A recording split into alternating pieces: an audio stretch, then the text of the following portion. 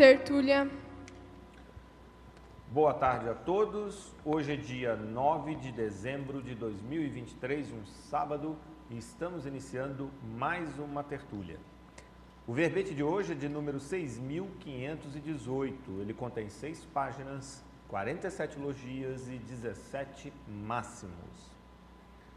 O título é Opção pela superação da síndrome do pânico, da especialidade holomaturologia. E vai ser aqui apresentado pela verbetógrafa, que é romena, diretamente então de Bucareste, está agora aqui em Foz para defender o verbete, é o terceiro verbete, a professora Irina Vancia. A professora Irina, ela é graduada em Medicina e Psicologia. Ela é romena, natural de Ploiesti, é assim que se fala? Ploiesti, pelo menos em português aqui, né? Romênia, né? Mas viveu a vida toda em Bucareste, que é a capital da Romênia. Voluntária da Conscienciologia desde 2020, docente de Conscienciologia desde 2022 e tenepsista desde 2021. E a Irina é um exemplo para todos nós, um exemplo a ser seguido porque aprendeu português para poder justamente estar escrevendo verbete, apresentando, então estudando a Conscienciologia e vai estar aqui com o desafio de apresentar a tertúlia, é a terceira, né? Então, em português, obviamente. Bom, vamos então à explicitação do conceito deste verbete através da definologia. Só quero fazer um esclarecimento que nós estamos temporariamente com um problema técnico das câmeras, então por isso que vocês estão tendo essa gravação diferente, está sendo gravado aqui direto pelo celular, o áudio está sendo gravado completo, enquanto vai se procurando consertar aí o que houve, o problema técnico com as câmeras. Então, neste momento que a gente está aqui falando, não está sendo transmitido ao vivo. Assim que conseguir estabilizar, a gente entra ao vivo, né? Vai procurar entrar ao vivo com a transmissão, tá bom? Então, vamos lá. Definologia, explicitação do conceito. A opção pela superação da síndrome do pânico é o autoposicionamento intraconsciencial de a consim, homem ou mulher, mudar, alterar, romper, desligar, enfrentar, dominar e findar o padrão pessoal patopensênico de posturas sabotadoras e geradoras de medos aterrorizantes, em benefício da manifestação homeostática, cosmoética e interassistencial.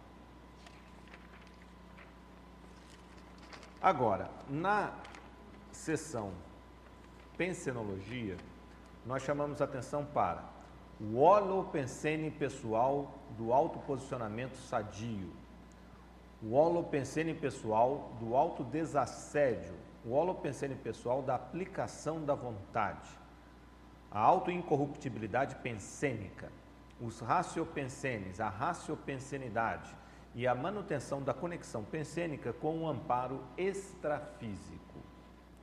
Agora, na fatologia, nós destacamos a capacidade de analisar os mecanismos desencadeadores dos ataques de pânico, a ultrapassagem da vergonha e da culpa por ter crises de ansiedade, o aprendizado de ter próprias opiniões, o poder de escolher por si mesmo, a intransferibilidade da própria vida, a decisão de escrever e falar sobre o processo de autoenfrentamento para ajudar os outros, o ato de ter mais disponibilidade para a interassistência, o sentimento da fraternidade quanto aos assediadores do passado, a manutenção da imperturbabilidade, a capacidade de fortalecer a autoimunidade emocional e a responsabilidade pelo conhecimento já adquirido.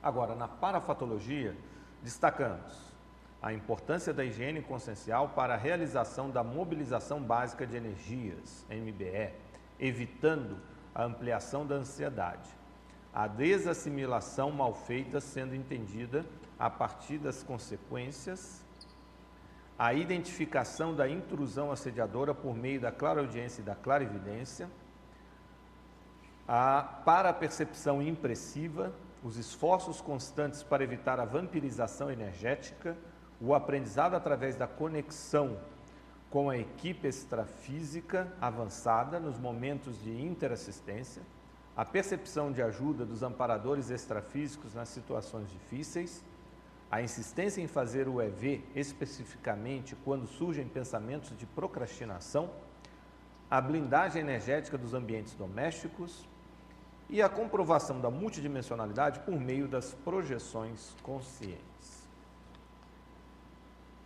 Agora, na divisão aqui também do detalhismo, vale chamar a atenção que na seção Sindromologia está justamente o objeto deste verbete. Neste verbete em particular, geralmente está na fatologia, na parafatologia, mas nesse verbete em particular está aqui na Sindromologia, que é justamente a opção pela superação da síndrome do pânico. Agora, com o intuito de ampliar as associações de ideias, a remissiologia deste verbete aponta para 15 outros verbetes da enciclopédia para se fazer o cotejo com o verbete em tela. Dentre eles, nós destacamos autodesassedialidade, autossuperação de transtorno psicopatológico, autossuperação do medo, autossuperação do toque, mudança de bloco pensênico e ruminação mental. Agora, este verbete traz como uma ideia de destaque o conteúdo expresso na seguinte frase enfática: a opção pela superação da síndrome do pânico é a decisão de transferir o ponteiro da consciência da interação subcérebro-porão consciencial para a interação cérebro-paracérebro. Agora, com o objetivo de promover uma reflexão mais aprofundada, a questionologia traz os seguintes questionamentos. Você, leitor ou leitora, possui alguma síndrome? Em caso afirmativo, já escolheu prioritariamente posicionamentos de autossuperação diante da situação? Quais esforços tem realizado nesse sentido? Para todos aqueles e aquelas que queiram aprofundar os estudos dessa temática, a bibliografia específica indica 4 referências. Também com esse objetivo, a webgrafia específica traz uma indicação. Agora, com o intuito de propiciar uma visão de conjunto, ao mesmo tempo sintética, a equipe da Enciclosapios elaborou a mega-análise deste verbete, expressa nos seguintes tópicos: autoenfrentamento, persistência, resiliência, desassimilação, equilíbrio, renovação, cosmoética, autodesassédio, autocura, autoestima, amizade, exemplarismo, reconciliação, interassistencialidade, gratidão, fraternidade, autoconsciencioterapeuticologia, imperturbabilidade, autoimunidade e holomaturologia. Bom, professora Irina, primeiramente, parabéns por esse terceiro verbete, parabéns pelo exemplarismo de se propor a apresentar o verbete num idioma que não é o seu idioma materno, e é uma satisfação muito grande a gente estar aqui podendo mediar, ter essa oportunidade de mediar, você que vem da Romênia, e também pelo tema, que é um tema bastante assistencial. Essa é uma questão hoje muito, infelizmente, muito em voga, né? Muito atual, e que precisa ser discutido amplamente, porque também há muita incompreensão sobre esse tema. E quando a gente fala em termos de paradigma consciencial, ainda a incompreensão ainda é maior, né? O gap de conhecimento ainda é maior. Então, como é a nossa tradição, a gente sempre solicita a verbetógrafa que coloque os motivos ou razões que levaram a escrever sobre o tema. Você poderia colocar para a gente? Sim, bom dia a todos. O motivo, na verdade, no começo eu não queria escrever sobre este assunto, porque este vai me expor a uma coisa íntima. Mas eu tenho essa condição de mais de 18 anos e no começo eu não falava com ninguém sobre isso, para não afastar meus amigos. No começo eu falei um pouco sobre isso, mas eu percebi que as pessoas não sabiam o que é isso, ficaram assustados. Então eu fiquei calada. E chegou a pandemia, um momento em que eu não podia mais lidar com as técnicas que eu sozinha procurava, porque até aquele momento eu não busquei ajuda profissional. Só o que eu encontrei, sabia dos livros ou da internet. E quando a pandemia chegou, eu não podia mais lidar com isso e eu era naquele tempo voluntária da CIP. Sim. E eu explodi, vamos dizer assim, porque eu não podia mais e falei com eles. Foi muito interessante de ver que eles foram muito acolhedores comigo. Então foi a primeira vez que eu percebi que ninguém vai me machucar, vai tirar pedras, acusar e comecei a falar sobre isso. E eu também enviei muitos pedidos de TENEPES naquele período e CETENEPs provavelmente me conhecem muito bem. Mas naquele momento de ver que eu posso pedir ajuda, eu comecei a consciencioterapia, fiz outras técnicas também fora da conscienciologia, mas eu precisava realmente de ajuda profissional. Então eu encontrei uma psicóloga e também um psiquiatra, e também com a Giovana e com meus amigos, tudo, e comecei assim a entrar mais neste assunto. E eu tenho este costume de anotar tudo. E eu anotei naquele período de 1 ano e meio quase tudo que eu falava com estes especialistas de qualquer lugar. E foram mais de 60 páginas. Então, mas eu ainda não queria escrever sobre isso. E depois, quando eu lia estes papéis, eu entendi que é um tesouro, porque este verbete não é só meu, porque escreveu, mas são aqueles 60 páginas dentro daqui. Eu tentei fazer mais...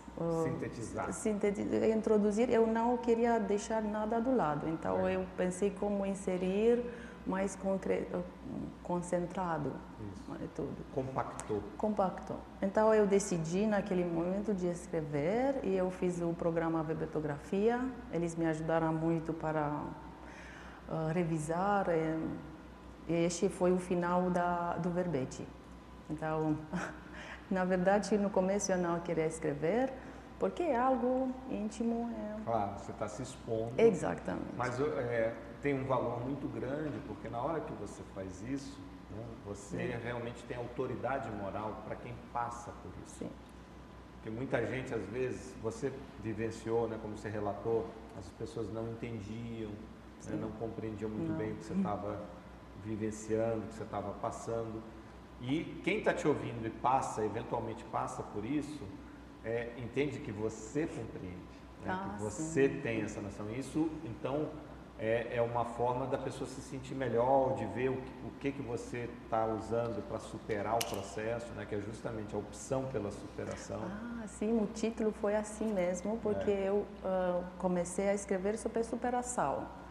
E eu sei que é uma regra de ter o título pequeno, e é normal para ser aqui inserido. Mas eu não me sentia bem, porque eu não o superei, eu ainda não o superei. E então eu falei com Giovana e eu falei, eu não me sinto bem em escrever sobre algo que eu não superei ainda. E nós juntas encontramos opção. Então para mim é uma opção de cada dia de ver, você vai cair de novo ou você vai fazer profilaxia e levantar e buscar soluções. Então você é uma opção. Excelente, porque a opção já mostra, né, que você tomou uma decisão. Exatamente. Posicionamento. É um posicionamento, né? Opção nesse sentido de posicionamento. Então, acho excelente. E é muito bom porque, justamente, eu acho que ainda tem mais força. Você está falando de algo que você vivencia ainda o processo, né? E pode ajudar muita gente. Quer dizer, isso não impediu que você fosse adiante. Você está indo à frente. Então, sim. isso é muito sério. Muito sério mesmo. Parabéns. Obrigada, Parabéns. obrigada. Bom, então a gente vai abrir para as perguntas, né? Vamos começar. É óbvio que a gente teria que começar com a nossa verbetógrafa padrão, diretamente de Foz do Iguaçu para o mundo. Vamos lá, Marilux, internacionalmente, você sabe que você é conhecida até na Romênia, Marilux. Sim, então, sim. Né, você tem uma legião de fãs na Romênia, Marilux. Então, por favor, nos honre, nos brinde com os seus questionamentos. Boa tarde a todos. Parabéns, professor Irino, pelo Obrigada. verbete. É como o professor Loche falou, muito assistencial. Parabéns pelo seu exemplarismo, né, de trazer as suas experiências, as suas pesquisas, as suas vivências e compartilhando conosco, porque a primeira pergunta que eu vou fazer está bem relacionada a isso que você já começou a falar, que é na fatologia, na 15ª linha, a decisão de escrever e falar sobre o processo de autoenfrentamento para ajudar os outros. É muito revelante, né, relevante esse item aí, viu? Sim, vai me ajudou, ajudar bastante. Me ajudou muito, porque já o foco de focar no meu problema já é para os outros, você olhar para ajudar os outros, me fez sair um pouco daquela situação e ver que eu posso ajudar, e a escrita é atualmente, eu acho que é a melhor forma de passar para os outros, na experiência e tudo. Isso, se me permite também, a gente até tem um verbete, a gente trabalha na Apex, que é o princípio da assistência ao compartilhante. Então, você assiste aquele que compartilha do mesmo problema ou dificuldade pela qual ou você passa ou você passou. Então, tem o verbete, princípio da assistência ao compartilhamento, que é bem isso aqui que você escreveu, é justamente o princípio da assistência ao compartilhamento. Então, quem compartilha da síndrome do pânico é um público-alvo de assistência seu, um dos, né, que você faz assistência. Então, isso é muito importante. Então, continuando, você falar um pouquinho para nós de cada item, Irina, lá da enumerologia, que vai ser muito bom, vai ser bastante estudado por nós aí. Obrigada. Então, o primeiro é a habilidade de bloquear retrocognições e precognições patológicas.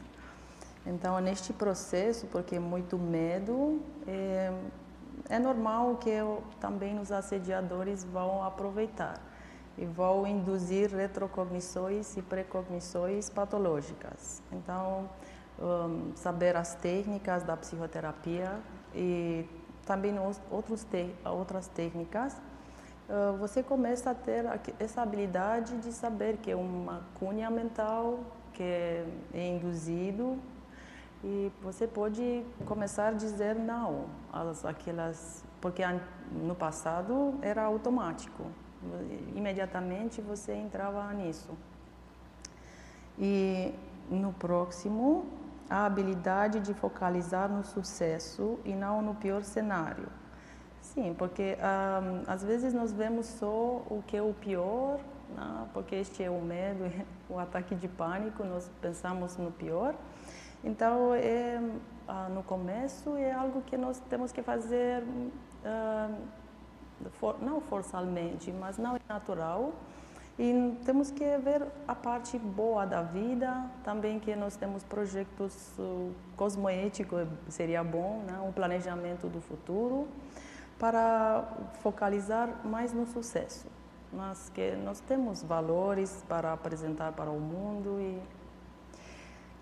a habilidade de pedir ajuda, este é fundamental, porque, como eu falei, eu tive este medo de ser julgada e de não ter mais amigos, né? E é bom saber pedir ajuda de especialidade, tá? De profissional.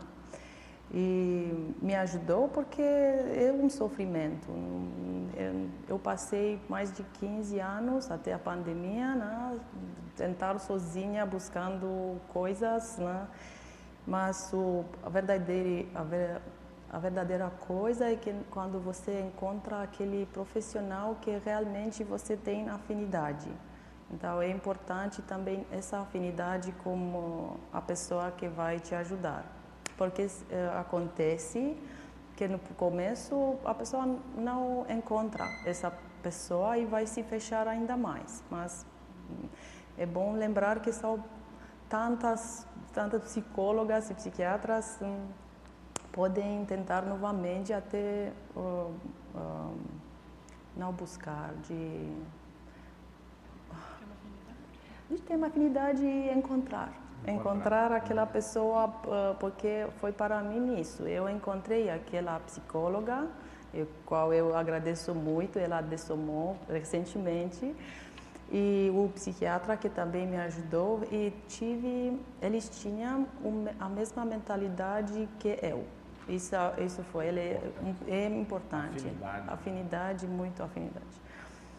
A habilidade de viver no momento presente, sim, porque nós queremos controlar um pouco a vida, queremos ver no futuro o que foi, para nos punhar um pouco o que foi no passado. Então, é uma habilidade de começar não mais pensar no que foi, o que vai ser, e de viver agora. O que é na frente, só isso. O que foi, passou, o que vai ser, é uma imaginação que é no futuro. A habilidade de aproveitar o tempo intrafísico para fazer as reciclagens.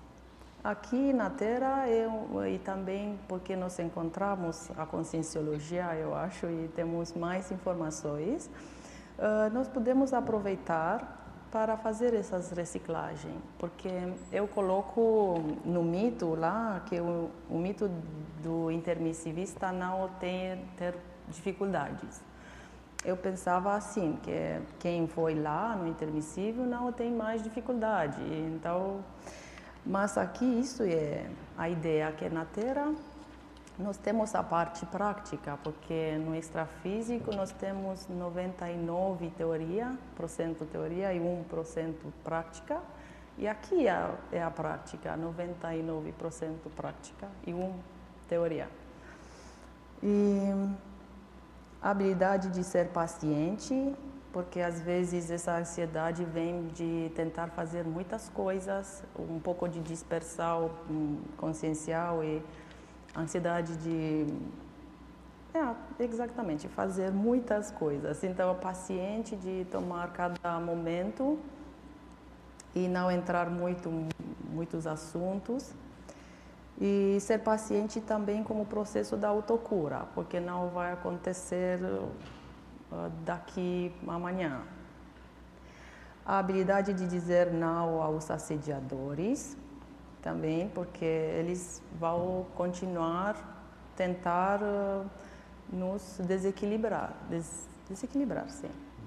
Então, é bom ter um pouco de lucidez quando eles começam a falar coisas na nossa orelha e dizer não. É o posicionamento. E o último, a habilidade de assistir ao grupo Karma, porque já neste reciclagem, neste processo de superação, nós vamos ajudar também com o perdão, reconciliação com os membros da família, dos amigos. Nós vamos fazer este perdoar e reconciliar. Muitas vezes não entenderam, né? Não entenderam, agiram por não entender o que a pessoa estava passando, né? Irina, e depois do que você já falou, pode complementar se você quiser, ali na efeitologia, o efeito de ser o melhor amigo de si mesmo. Sim. A importância de ter esse conhecimento, né? Sim, eu não fui. Eu admito que eu não fui ainda pior, eu me culpava e punhava, porque eu tive expectativas e quando aconteceu de novo, você é assim, você é assim. Então eu comecei, nestes últimos anos, de começar a cuidar de mim e tentar começar a ser o meu amparador. O amparador de mim mesma. Autoamparadora. Pensando que, como a Giovanna é minha amiga, o que vai fazer ela quando eu ficaria no ataque de pânico? Ela vai punhar ou falar mal de mim? Não, ela vai me abraçar, vai falar bom comigo. Irina, você vai esperar isso. Então eu tenho que fazer essa coisa comigo mesmo. Valeu, obrigado, muito bom. Vamos lá? Que ela estava, mas pode. Não. Então vai, Patrícia. Oi, Irina. Parabéns pelo verbete. Fala. Você aumenta um pouquinho. Pode ir falando, vai falando. Tá ligado? Você vai falando, ele vai aumentando. Agora foi. Parabéns pelo verbete, Irina. Mais um grande exemplarismo seu, né? Acho que você trouxe aí essa semana 2 assuntos que são muito assistenciais. Ouvindo o seu relato, você me jogou lá para o meu próprio passado. Quando eu estava no Rio de Janeiro, eu fui dar início da minha docência na Conscienciologia. Acho que a segunda turma de Conscienciologia, eu peguei uma turma onde muitos alunos tinham síndrome do pânico. E eu tive uma experiência interessante durante o campo projetivo. Nós estávamos conduzindo junto com outros colegas docentes.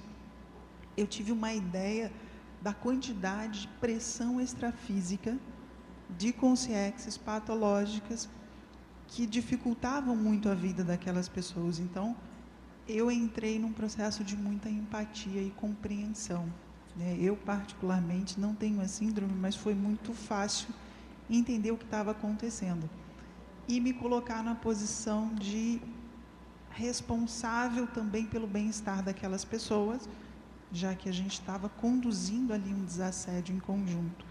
Com base nessa experiência que você me fez lembrar, eu queria perguntar na sua parafatologia, ou como é a sua percepção desses bastidores extrafísicos em torno, às vezes, de uma crise do pânico, se tem como, no momento que começa aquele gatilho, no início da crise, se alguma manobra energética ou alguma ação parapsíquica pode cortar ou pode auxiliar. Como é que é a sua percepção e experiência aí desses parafatos?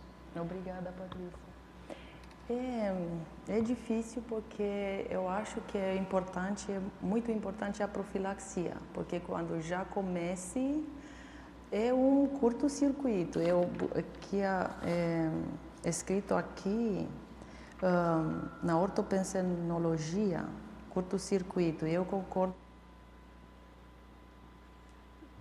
Corre. Fala aí. Fala. Okay. Fala. Fala sim? Ok. Funciona. Obrigada.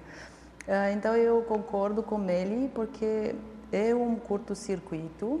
Então, a pessoa não vai saber como... Não é como uma tela mental, como aquele cenário de terror, e a pessoa só para e olha para aquele cenário.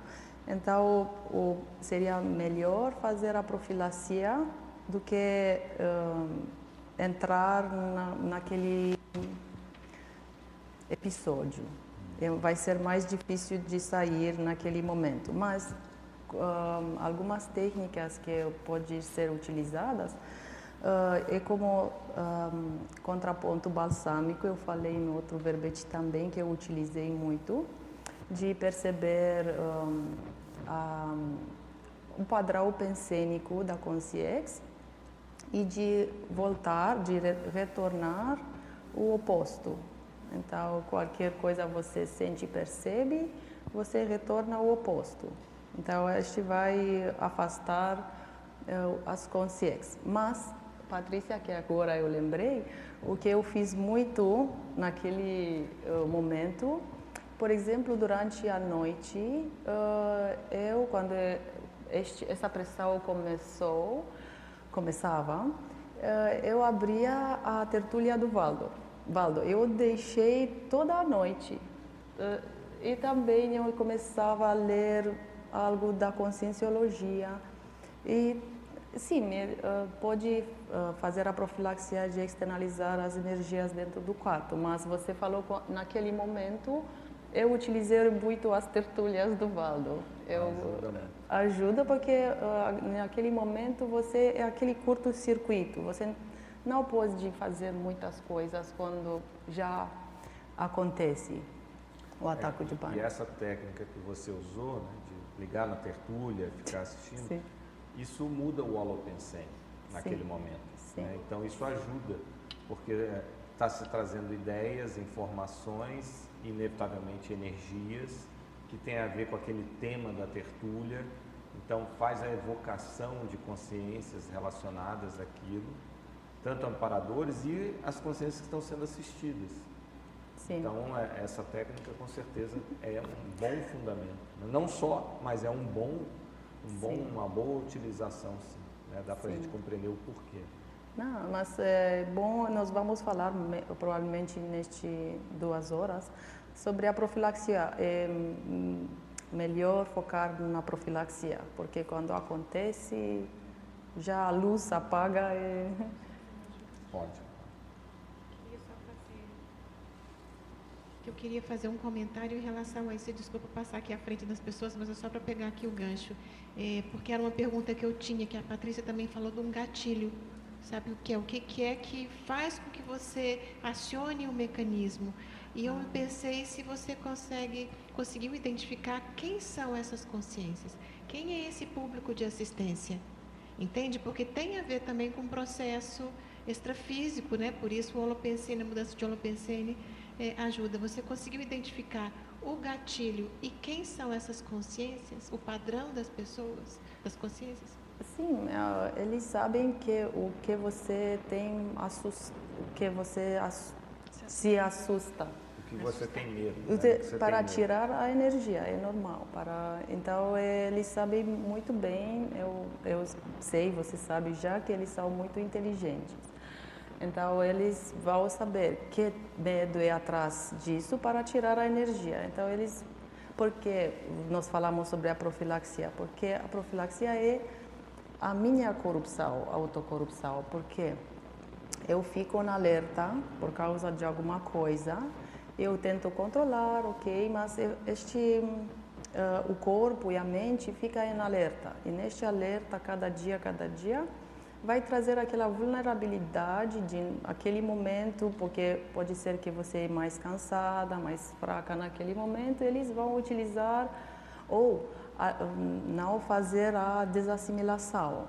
E você pode ouvir algo, uma história pesada, ou ver algo na televisão, e já você tem essa tensão no corpo, e eles vão entrar muito fácil, né? Porque já você é vulnerável naquele momento. Você abriu a porta. Abri a porta. Então, por causa disso, é importante de saber o que acontece naquele momento, mas a parte anterior, de ficar mais lúcido neste nível de estresse. Eu acho, é minha opinião, não estou especialista nisso, mas eu acho que, para mim, é o nível de estresse. Então, se eu diminuir, eu trabalho com nível de estresse e também com desassimilação e ficar mais lúcida nessas mantras sopradas, então eu posso diminuir os ataques de pânico, posso diminuir os acontecimentos, os episódios. Mas dentro do que a Paula reforçou da pergunta, e acho que é a sua resposta, só para a gente explicitar isso mais, né? Um dos gatilhos, talvez pelo que você está falando, é quando você está por algum motivo mais estressado. Exatamente, não é? Sim. Se você está numa situação de estresse, esse é o gatilho que aciona, né, o que pode acionar. Né? Então, daí já responde tanto o que você estava perguntando e também o que você está falando da profilaxia, ou seja, se você consegue evitar ou minimizar situações que lhe gerem Sim. estresse, né, você consegue, né, lidar melhor com essa situação. E posso dizer algo que eu acho que neste caso é também pouca resiliência que eu tenho. Não sei se outras pessoas que têm ataques de pânico, mas qualquer choque da vida pode me atrapalhar ou desequilibrar. Perfeito. Então eu trabalhei nesse sentido, diminuir o nível de estresse, ver a minha vida e deixar tudo que não é prioritário, e também trabalhar como resiliência. Também, porque eu tive medos pequenos, eu não dei conta. Por exemplo, meu filho ir na escola, eu já, se isso acontece. Então, pequena coisa, e não vamos falar sobre o que eu ouço da outra pessoa, o que eu vejo, imediatamente me impacta muito. Então, eu tenho que essa linha, limite da resiliência de No caso, aumentar. A gente fala do seu fator de sensibilidade, né? O seu é mais baixo do que a média das pessoas. Sim, imediatamente. Um estímulo Exatamente. que para alguém não afeta, para você aquilo já é... Fico em alerta. Meu já corpo fica como uma ameaça, né? Quer dizer, ameaça, até tem ameaça, desse Sim, tamanhozinho, sim. mas você enxerga Sim. desse tamanho, né? Mais ou menos isso pelo que você está falando, sim, né? sim. Isso é interessante, porque é uma forma de interpretar a realidade de modo distorcido. Por causa disso, nós queremos controlar a vida. Né? Aí Controlar. a conduta é tentar tudo, e Sim. aí é um ciclo vicioso, né? Sim, sim. Porque aí você tenta controlar tudo, qualquer coisa que Coisa sai desse controle Exato, vai me deixar... já vai gerar um caos, né? Exatamente. Isso é interessante que você está trazendo, porque é a base para as pessoas entenderem muito a questão da fobia, né? Que a base de fobia é isso. Porque quando é que um medo fica patológico? Por exemplo, a pessoa que tem medo de viajar de avião. Né? Medo de viajar de avião, o avião pode cair? Pode. Né? Você tem, né? Baseado em fatos reais. Claustrofobia, não dá. Mas vamos lá, medo de viajar de avião. A ameaça existe, qualquer um sabe racionalmente que pode, mas a probabilidade é muito pequena. Sim. Mas a pessoa, quando já está numa condição de fobia, ela vê aquela probabilidade como uma certeza que vai acontecer. Não, muito bem colocado, porque o curto-circuito, isto significa o irracional chega a se tornar realidade. Isso. Então, neste momento, por causa disso, nós entramos em pânico, porque nosso cérebro pensa que acontece já. Acontece. Eu acho que eu morri múltiplas vezes nessa vida, né? Porque aconteceu. Muito bom, que você está muito lúcida para esse mecanismo, né? Então isso já vai ajudando a poder atuar. Mas nós tínhamos lá a pergunta. Vamos lá, Daniel. Oi, Daniel. Está escutando? Está escutando. Sim. Legal, parabéns pelo segundo verbete, né? Terceiro. Terceiro? Sim, me não, desculpe. Segundo dessa temporada. É isso, tá ok. Na verdade, tem duas perguntas que me chamaram a atenção. Primeiro, vem de duas técnicas aqui que você colocou e também em conjunto com os polinômios. Então, na página terceira. Então, as técnicas de relaxamento do nervo vago. Onde? Na página? Página 3, tecnologia. Tecnologias. Aqui. E as técnicas de relaxamento. E eu faço uma relação com os polinômios que você colocou aqui, por exemplo, polinômio sono de qualidade, alimentação saudável, esportes, passeios em natureza, o alívio do estresse através do polinômio meditação, abraços carinhosos, trabalho com a terra, observação das estrelas. Eu gostaria que você comentasse um pouquinho, porque quando a gente está vamos dizer assim, uma situação mais, uma crise, né, independentemente do nível que seja, o trabalho com as energias, ou até, vamos dizer assim, a mudança do bloco pensênico, pode vir, você pode usar as técnicas da tertura, ligar, você tem várias técnicas que você pode vir para ajudar a induzir um estado mais equilibrado. Eu queria que você falasse um pouquinho das suas técnicas, como que você faz até no cotidiano, não só para você sair da crise, mas também para otimizar mesmo o seu processo energético do dia a dia no geral, até porque eu mesmo utilizo técnicas de relaxamento do nervo vago. Então, eu mesmo gosto de olhar as estrelas. Isso ajuda mesmo, não é só no momento da crise. Eu queria que você falasse um pouquinho sobre Sim. isso, por gentileza. Não, obrigada. Eu coloquei aqui, de fato, muitas técnicas. Então, o que eu faço e que eu percebi, que você já falou, Daniel, que, por exemplo, eu não sabia que trabalhar com a terra, lá existe bactérias que vai induzir hormônios de felicidade, como se... Pelo cheiro? Pelo cheiro. E trabalhar no jardim me ajuda muito, estar na natureza. Aí tem a fitoenergia também nesse caso. Sim. E que eu fiz muitas vezes, eu fiz meditações, aquele simples, de abrir YouTube como uma música da natureza e só pensar que eu já estou lá. Porque uma técnica da psicoterapia que eu tenho utilizado é de mudar o bloco pensênico. Eu não quero pensar nisso, eu quero pensar naquilo. Eu vou trazer para a minha mente de reeducação pensênica, de algo que eu gosto muito, por exemplo, andar na praia. Então eu já me sinto lá e vivo como eu se fosse lá. E me ajuda muito a recarregar as energias, também equilibrar tudo o que aconteceu, porque às vezes eu faço isso depois do episódio para recarregar. Mas tenho aqui muitas.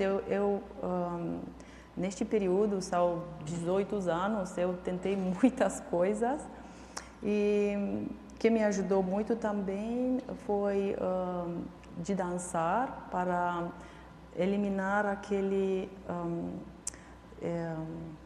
adrenalina patológica, porque eu tenho, vamos dizer, o urso, é um animal perto de mim, aquele terror, e eu não faço nada, meu corpo é parado.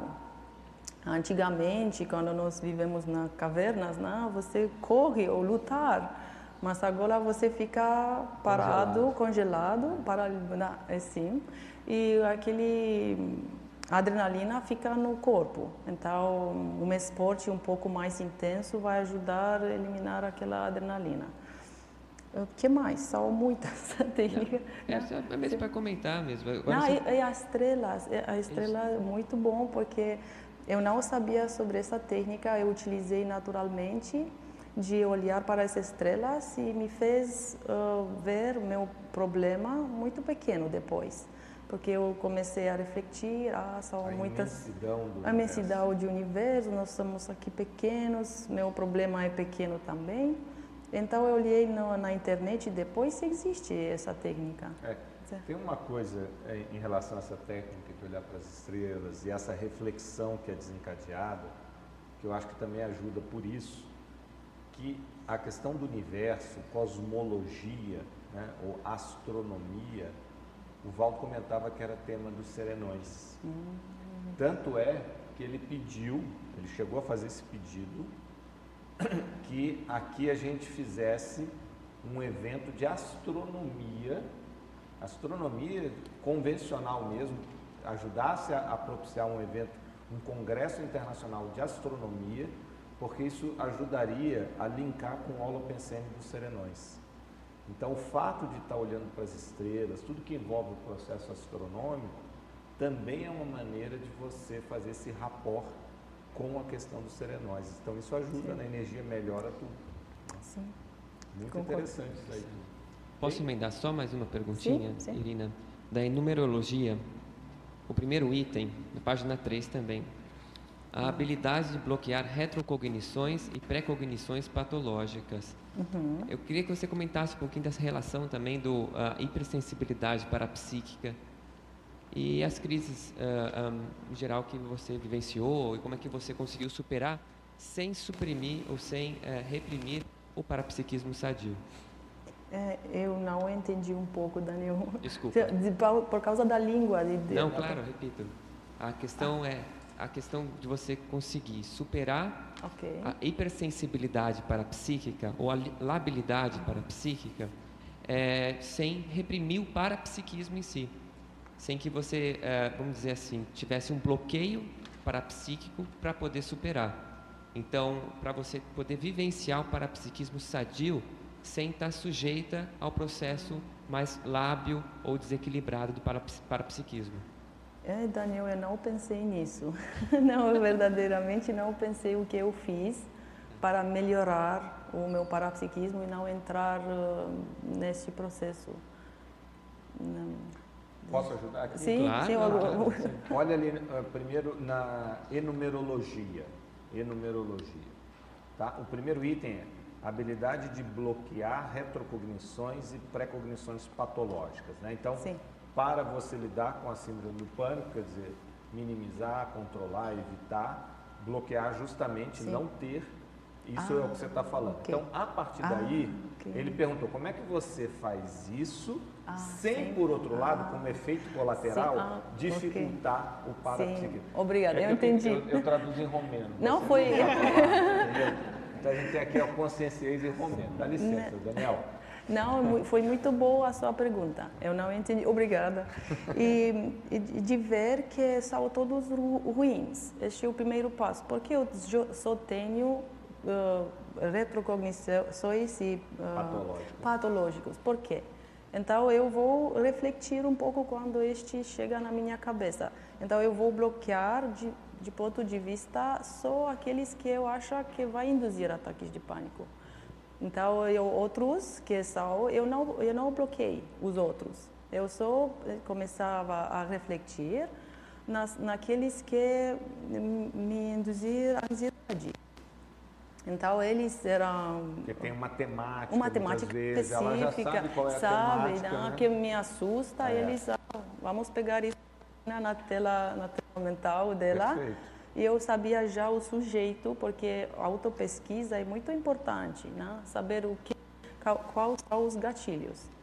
Você sabe e já, esta é uma retrocognição dos assediadores. Sujeito, você diz os temas?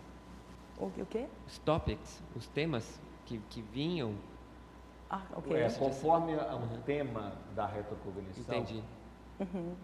Por exemplo, se a pessoa tem retrocognição de Segunda Guerra, vamos supor, tem lá aquela, não estou falando que é o caso dela, mas tem gente que tem muita lembrança da Segunda Guerra. O que algo fiz, eles fizeram algo ela passou e já por vai... aquilo e tal.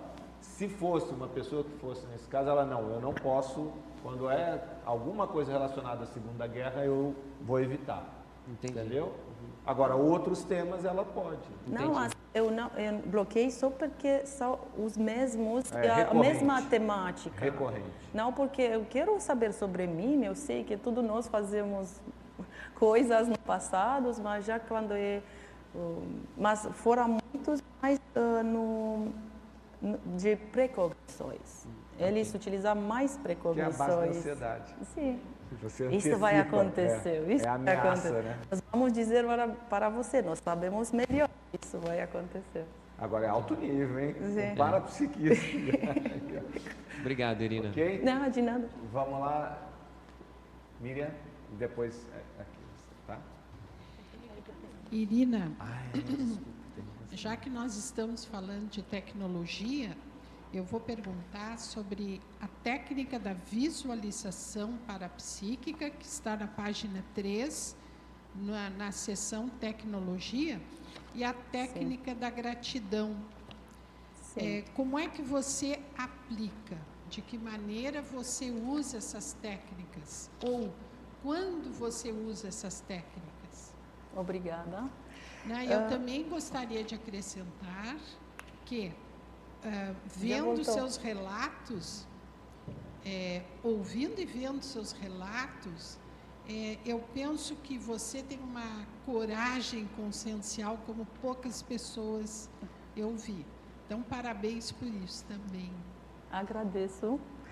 E eu utilizei visualização parapsíquica por muitas coisas, também para algumas questões do passado, mas eu utilizei mais do que como a coisa que eu queria empregar na minha vida, né? De aplicar. Por exemplo, eu queria algo melhor para mim, e eu visualizava isso como já aconteceu. Então, este é o visualização parapsíquica, trabalhando que eu quero melhorar, que quero me focar com outras coisas do que este de pior. Então eu visualizava isso como já se aconteceu, né? Como ok. E a gratidão eu utilizei muito por ser grato por com coisas que eu já tenho. Porque, olha só, nós temos ataques de pânico, mas nós temos também um período bom.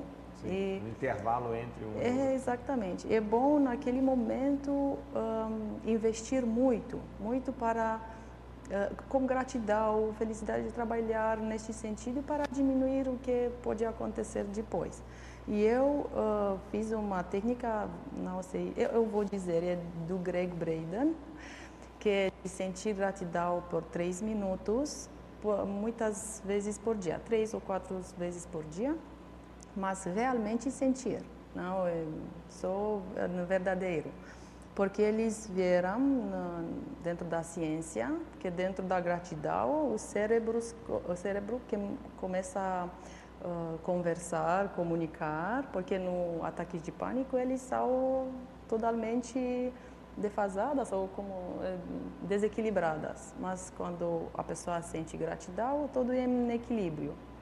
Então quando eu não era neste período de, vamos dizer, a tranquilidade, sim, eu aproveitava para utilizar muito a técnica da gratidão. Me salvou muito, até que eu tive também um episódio curto da depressão, porque foi muitos anos, e eu já me sentia muito cansada, eu começava a dizer para mim mesma, ai, não posso mais. E aconteceu, eu tive 3 dias, foi muito ruim, e de repente não, o que é isso? Essa depressão, eu busquei, eu vi que são os sintomas de depressão. Eu rapidamente comecei a utilizar gratidão, porque eu não quero outro transtorno, né? É suficiente isso. Obrigada, Miriam. Tá bom? Giovana, depois você, tá? Vamos lá. Irina, oi, Giovana. Mais um parabéns e um voto e um agradecimento, melhor dizendo, sincero. Falando de gratidão aqui também, porque a gente precisa falar sobre esse assunto. Não somente quem passa por isso, mas todos nós como sociedade, seja profissionais de saúde, é todo mundo. Porque, pegando nessa reflexão, Irina, você colocou aqui na estrangeirologia, na primeira linha, o primeiro item da estrangeirologia é a cessação do self-bullying no processo de autocura.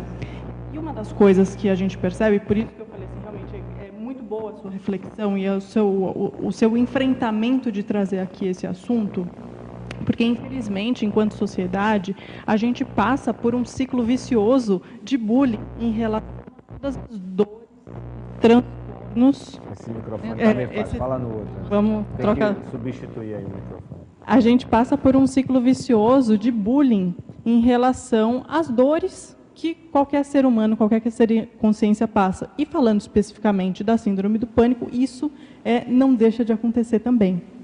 Então, no caso, o que você poderia dizer sobre essa cessação do self-bullying e como que nós que estamos fora, que estamos vendo um familiar ou algum amigo, como que a gente pode ajudar melhor, né? Sem que a gente, ao ver a dor do outro, entender aquela situação, muitas vezes as pessoas reagem querendo empurrar aquilo de volta, porque isso toca na dor delas também, né? Então, qual seria a sua reflexão sobre isso, por favor? Obrigada. Agora, ok. Esse Mas aí eu. Vai lá. Ok. Obrigada. Eu parei de julgar as pessoas ao meu redor quando eles não me entendem, porque eu acho que é muito difícil. Eu ainda não entendi a depressão, vamos dizer assim, até aqueles 3 dias. Eu não sei que eu tive depressão, não eu tive, mas foi suficiente um pouco de entender. Então, quem não passou por ataques de pânico realmente não pode entender, mas que ajuda muitíssimo na família, ao redor, nas amizades, é de ter de apoiar mesmo, de deixar a pessoa falar, porque é muito importante a pessoa não ficar calada. Os assediadores querem que a pessoa fique calada. Então, é bom deixar a pessoa falar. Eu sei que muitas vezes eles vão repetir, mas a pessoa que é realmente uma amiga e sabe acolher né, a pessoa, vai deixar ela falar para se sentir aliviada. Então, só isso vai ajudar muitíssimo. Um abraço, ou ouvir a pessoa. E também, que eu acho que foi muito importante, você sabe, você foi lá perto de mim, de encorajamento. Você pode, você pode, levanta novamente, porque caiu, levantar, isso é um ciclo. E de ser lá perto daquela pessoa e dizer, você vai conseguir. Porque a pessoa precisa de uma ajuda de especialista, ela vai buscar ajuda, vai fazer este processo de cura sozinha. Mas precisa perto essas pessoas de apoiar como você vai conseguir, segue em frente, ajuda muito. Então, você fez isso, Giovana, para mim. Ela foi naquele período perto de mim. Estamos juntos. Obrigada. E é muito sério realmente isso, porque às vezes são coisas simples e que passam despercebidas, né, por quem está ao entorno. Sim. E aproveita. Não, eu queria só falar porque às vezes a pessoa acha que a impactoterapia vai ajudar naquele momento.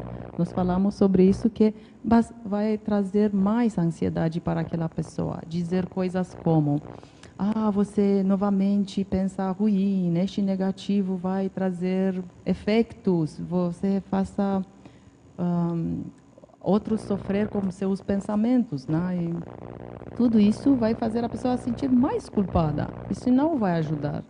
Não vai ajudar. Ela já sabe que o processo é difícil e que o que passa, o que ela tem na cabeça dela não é bom. Então, se você vai apontar isso, não vai ajudar a pessoa. Sim, é o mais ajuda quem não atrapalha também, sim. né? Mas dizer que precisa de ajuda e de apoio profissional é importante, né? É verdade. Agora, eu tenho uma outra curiosidade, Irina, a respeito da interação, que está aqui na terceira página. É a primeira interação, da interaciologia. Confiança em si mesmo, confiança nos amparadores. Então, eu não sei se nessa aquisição de confiança, cada novo step, aquela nova etapa que você foi adquirindo, foi vendo, eu posso, eu consigo, vamos em frente, levantar a poeira e dar a volta por cima. Se você teve algum insight, alguma percepção, indo até na linha do que o Daniel também comentou, né? Às vezes uma percepção parapsíquica e que também te ajudou ainda mais nessa motivação do seu processo. Sim, obrigada. Foi, em fato, obrigada. Foi quando eu comecei a prática de Tenepes e eu pensava assim, ok, eu ainda tenho ataques de pânico, agora, neste momento, no presente, é melhor, por causa do nível de estresse que eu controlo. Mas, naquele período, quando eu comecei a prática de Tenepes, os ataques de pânico eram mais frequentes do que agora. Então, eu pensava que, o amparador vai afastar. Eu estou aqui dentro do quarto fazendo Tenepes, mas surgiu aqueles pensamentos ruins e ele vai se afastar. E foi muito, para mim, mudou completamente tudo como eu vejo a vida e a prática e a conscienciologia, porque ela não se afastou. Ela foi lá, foi me acolhendo, não, eu estou aqui com você. Eu fui, como? Você não vai embora? Eu era lá com este processo, não, eu vou estar aqui com você. Isso mudou para mim completamente o que assistência significa. Eu pensava muito roboticamente, né? Ela tem agora pensamento ruim, eu vou me afastar, Não. Então, eu percebi que realmente é a interassistência. É quase um casamento, na alegria e na sim. tristeza. Na vida Sim, e no mas amor. é dito Então, vamos lá. é dito assim, que ele vai se Se deu afastar. uma confiança, né? É, sim. Foi um E aprendizado. foi porto e também acolhendo, não só estar lá. Não, agora é para você. Nós vamos atender você. Sim. Excelente, excelente. Obrigada. Eu quero dizer, a gente está agora ao vivo? Sim. Tá, estamos ao vivo, tá? Já estamos aí, já recuperou aí a questão da tecnologia. Vive, graças ao São Arthur, resolveu ali essa questão aí. Vamos então à sua pergunta.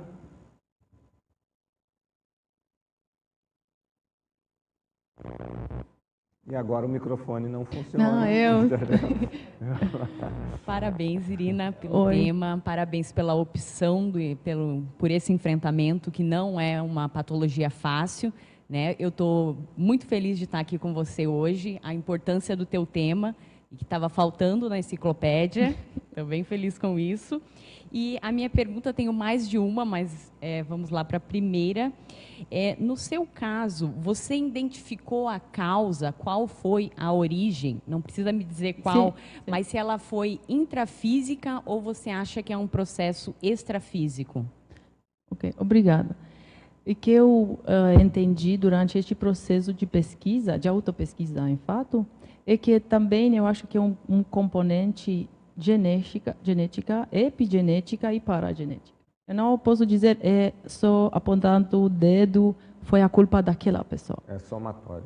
Não, foi um conjunto. Né? Um conjunto. Também na genética, porque dentro da minha família existe também pessoas que têm isso.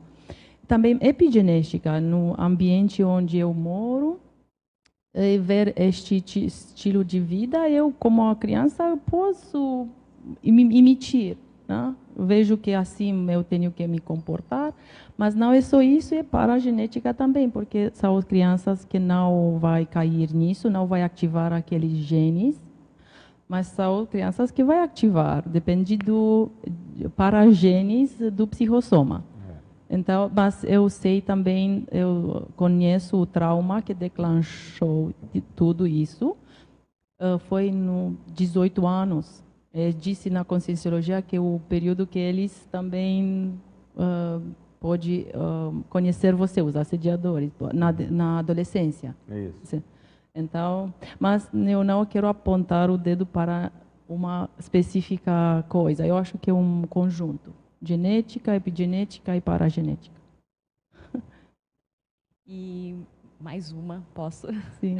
Ali na terceira página, na seção Enumerologia, se você poderia comentar um pouquinho mais sobre a habilidade de bloquear retrocognições e precognições patológicas. Obrigada. A terceira é bom. Mas é bom, você viu que sim, chamou a eu atenção acho que da não. turma. Eu vou dizer que sim, como o Daniel perguntou, que eu não bloqueei tudo, eu só percebi que se repeta, que qual é a imagem que vai induzir o ataque de pânico. Então, eu especifiquei que é mais fora do futuro, as imagens que eles, isso vai acontecer com certeza, isso vai acontecer com certeza. Foram mais precognições do que retrocognições. Então, tem um ponto interessante que você ressaltou no começo, né? Que os assediadores muitas vezes são inteligentes. Muito. E nesse sentido de manipulação, por quê? Essa temática que se repete, eles veem assim, qual é o principal medo da Irina? Sim. Ela tem medo disso. Então é ali que desencadeia. E veja só que... É customizado. Sim, é bom isso, porque no começo eles mostram mais, o cenário maior. Mas depois, porque eu aceito, é só precisa uma imagem. Não o bloco todo. Porque ele já sabe o que desencadeia. Eu vou cair e deixar minha energia, mas... não. Eu estou falando isso que é interessante, porque assim, o mecanismo ele é o mesmo, mas varia de pessoa para pessoa. Se a outra pessoa que também tem síndrome do pânico, o medo maior, o temor dela é uma outra coisa que para a Irina, ela vê aquilo não afeta, mas para aquela pessoa afeta. O mecanismo pode ser o mesmo, embora o conteúdo para cada pessoa vai ser de uma forma. Com certeza é diferente. É diferente. E muda para mim também, mudou. Durante a vida mudou o cenário, não? Eles viram que não, a Irna não cai nisso, vamos ver que outra coisa. Não está funcionando mais. Vamos mudar aqui o repertório. Né? É isso aí, tá discriminando bem. Mas vamos lá, tinha uma pergunta aqui, né? Vamos lá. Olá, o microfone está funcionando? Está um pouquinho baixo, você pode botar um ponto a mais. Isso. Obrigada. Queria parabenizar a verbetógrafa pelo tema, especialmente diretamente da Romênia. Estamos muito chiques. Professora Irina. Então, parabenizar tanto a escolha do tema e também concordo que o fato de você vivenciar isso traz um quê a mais para a gente, mais importante ainda, né? Eu queria, se possível, na página 4, em mitologia, se você pudesse falar um pouquinho sobre o mito do sofrimento necessário. Sim, obrigada.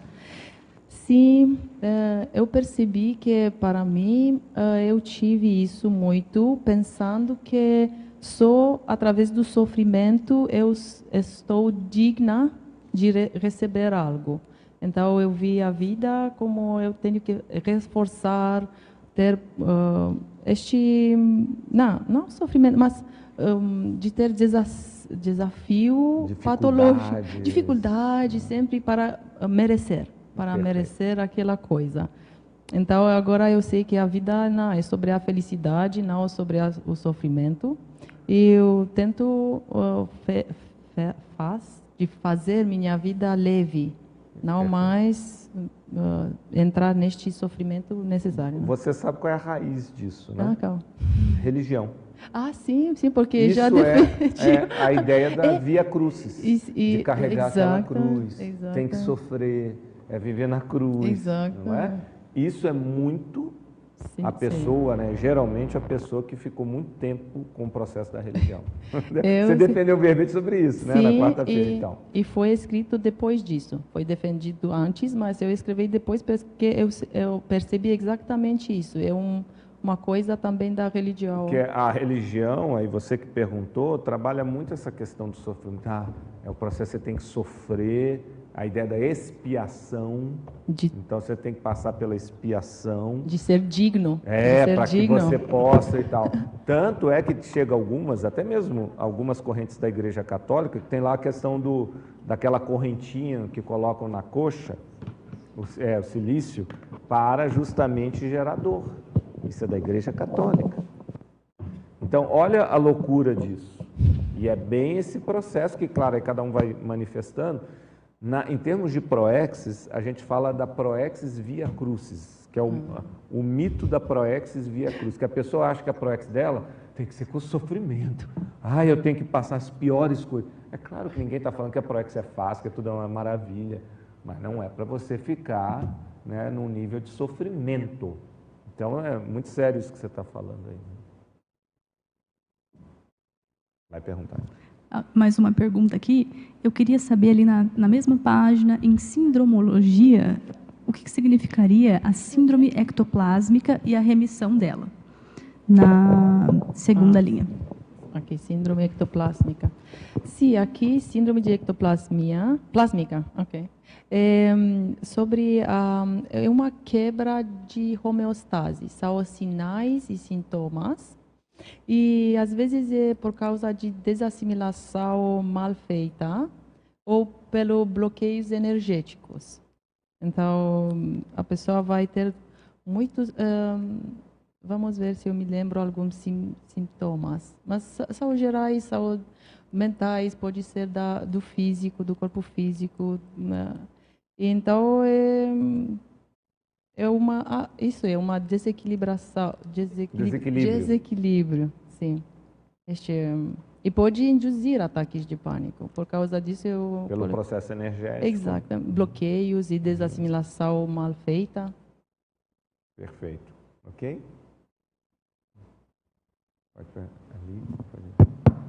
Oi, Irina. Oi. Parabéns pelo seu verbete, muito bacana mesmo. Achei muito interessante diversas colocações suas. Assim, eu não queria ser chata de perguntar novamente. Eu acho que vai ser a 4ª vez que alguém vai te fazer esses questionamentos. Já sei, olha, quer ver? Eletrocognições, né? Vai na enumerologia. Não é não.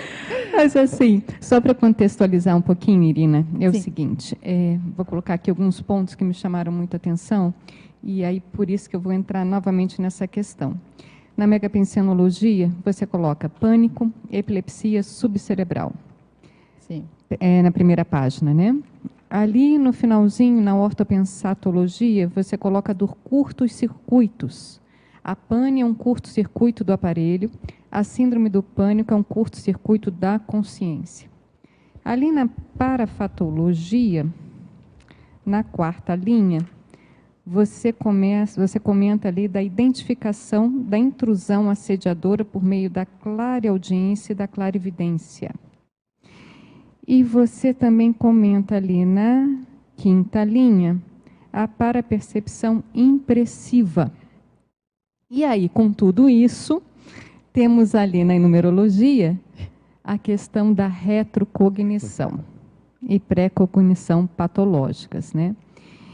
E aí, eu entendo que, para mim, é difícil você ter um episódio de um ataque de pânico sem você, às vezes, ter consciência, às vezes, junto ali, entrando nesse processo dentro do que a gente consideraria uma parafisiopatologia, né, psicopatológica, que esse processo dessa consciência muitas vezes gera esse curto-circuito, fazendo uma rememoração de passado, mesmo que seja para mim, tá, uma hipótese, mesmo que seja uma possibilidade de uma pré-cognição, é que isso tem a ver, às vezes, com um nódulo holomnemônico, de alguma lembrança de trauma de passado. Ok? Então, estou questionando para você se dentro de todas essas suas experiências e percepções, parapercepções, se você consegue entender um pouco mais quais, de fato, seriam os gatilhos intraconscienciais para você. Eu vi que ali você coloca determinados mecanismos relacionados à autoinsegurança, desejo de controle, processo de autopunição, autotortura. O que você poderia estar fazendo aí dessas associações de ideias relacionadas a quais são os gatilhos que desenvolvem, às vezes, esse processo de deixar a consciência chegar mais próxima e fazer essa descarga adrenérgica holossomática? Eu não sei se o meu português ficou tão claro na nossa tradução. Loshi vai ajudar. Ele sabe romeno. Desculpa, hein, gente, é que eu não quero constranger aqui a turma, né? Então, eu mais ou menos, sim. Porque a pergunta foi longa também, sim. né? Não. Acho que nem a gente Vamos ver. Então, assim, não, mas eu vou tentar resumir para você, pode ser? Dentro ali dos mecanismos, ela quer saber mais especificamente aquilo que é dos gatilhos intraconscienciais. O que faz? Ela até citou o que você já colocou, né? Algumas coisas, a necessidade de controle. Você comentou ainda há pouco também do estresse, né? Só que indo mais a fundo. Qual é o casal? O que tem ali, porque a hipótese que ela colocou. Vê se é isso, tá, Adriana? Vamos lá. A hipótese que a Adriana colocou, que mesmo na pré-cognição, aquilo que ainda iria acontecer, na verdade tem uma base de memória, de retrocognição, sim, mas no sentido já mínimo, porque é um perigo que já passou e aí, sim, talvez você veja, né, daquilo acontecer novamente, quer dizer, dá para... Vamos ver. Posso só tentar clarear um pouquinho mais, Irina? Assim, ó, a ansiedade, ela vem muito de um estado de alerta, de estar pronto para algo que vai acontecer. Então, sim, muitas vezes, pode vir uma intrusão assediadora com um processo de um tipo de uma pré-cognição através de uma imagem, mas isso porque já tem um fundamento traumático lá atrás. Já está condicionado. Sim, entendi. Não, você tem razão. Não. Atrás disso é o medo da morte. e também no apego na intrafisicalidade. Eu acho que pode ser, não sei com certeza, mas pode ser uma vida como morte traumática. Morte né? traumática. Onde eu provavelmente não vi tudo, foi de repente, foi assustador porque foi de repente. Então eu fiquei lá, o que aconteceu, pode ser isso, sim. Aquilo que a gente estava falando ainda há pouco, né? Quando foi a pergunta dela sobre essa questão, né? A gente comentou que para cada um vai ter, o assediador usa. No seu caso, e o fato de você até falar sobre isso já te dá mais força.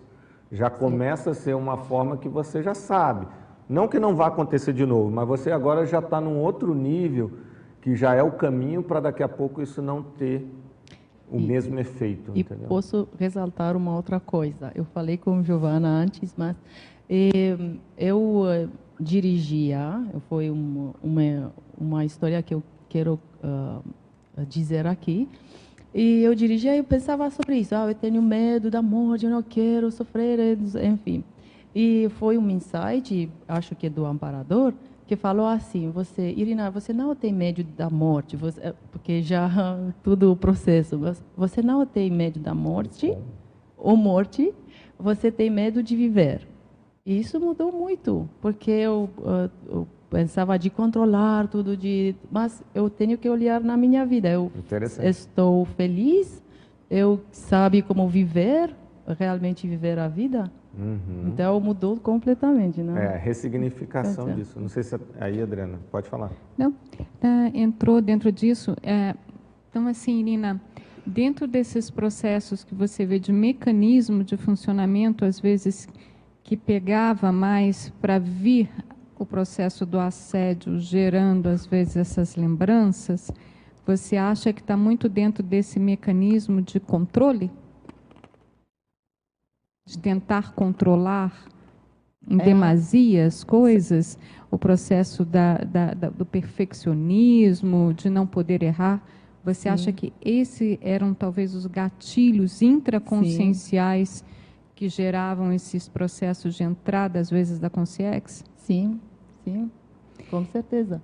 E também no estado de ficar tensionado, em alerta contínua. Já eu digo para meu cérebro que algo vai acontecer, e nada vai acontecer, mas eu digo, fica em alerta, algo vai acontecer. Então, tudo isso... Aí é aquele ciclo, né? Vicioso, né? Mas quando você estava falando, que eu falei a questão não era a morte, você falou certo. O que eu estava querendo dizer é que, às vezes, também, refinando um pouco esse medo, é o como morrer, né? Às vezes a pessoa tem muito isso, que é o que você falou, uma morte traumática, né? Tem uma coisa, a pessoa está doente, está ali, está adoecendo, e às vezes ela nem tem medo. Processo, né? Mas o repentino, alguma coisa, o ataque, né? A ameaça, que talvez você tenha isso do seu passado, isso que é o processo. Então você vai refinando o que é exatamente, né? Isso pode acontecer, né? Irina, você poderia colocar que idade que você tinha a primeira vez que você teve o ataque de pânico? 18. 18? 18. Comentou. Antes de passar para você, tá? Só fazer aqui, porque tem as perguntas teletertulianas e a gente volta. Senão, tadinho da turma lá, né? Tava querendo. Olha, sua tertúlia não tinha como não ser, está internacional, né? Vendo uma pergunta vinda diretamente de Nuremberg, na Alemanha. Olá, Irina, um grande abraço. Acho que você conhece quem que está. Parafatologia, página 2, terceira linha. Fale da desassimilação mal feita e consequências. Identificação da intrusão assediadora por clareaudiência e clarividência. Sim. Eu, no passado, e também agora, mas no passado, eu tive muita preguiça de fazer o estado vibracional. Embora saber que isso vai me ajudar. Exatamente. E eu vi as consequências. Eu não podia lidar bem com algo que eu ouvia, provavelmente foi algo assustador. Eu não era pronta para lidar, como eu falei, de aquele pequeno choque da vida. Perfeito. Então, eu entendi, porque eu tenho que ajudar este processo, não posso lamentar quando isso aconteça, e eu não fiz nada para a melhorar os efeitos. E o segundo, vamos identificação de intrusão assediadora por clareaudiência e clarividência. Sim, eu tenho mais clarividência do que clarividência e eu não sabia que eu tinha clareaudiência, só depois, quando eu entrei na Conscienciologia, para mim era muito normal de ouvir eles tudo. Vamos aqui, você merece, vamos fazer tudo. E eu só pensava que é normal, mas depois eu já era mais lúcida para saber o que eles querem fazer, né? Para aproveitar da minha fraqueza daquele momento, inserir aquelas frases típicas. Então eu já comecei a saber o que eles querem fazer. Eu apliquei, como falei, tertúlia do Valdo. Ler. Quer ficar aqui comigo? Tá bom, mas vai ter que ouvir a tertúlia do Valdo. Sim, mas funcionou. Ouça a tertúlia do Valdo aqui comigo. Mas funcionou porque, como falei, quando é aquele curto-circuito, eu não sei de outras pessoas, não podia fazer muitas coisas. Eu abria o YouTube e Valdo fiz o trabalho para mim. Mas nessa linha, até você bateu muito nessa tecla da prevenção. Se você faz o estudo regular, né, verbetes, artigos, livros do Valdo, de Conscienciologia de uma forma geral, e as tertúlias, ter uma rotina, o holopensene seu já vai ficando assim o tempo todo.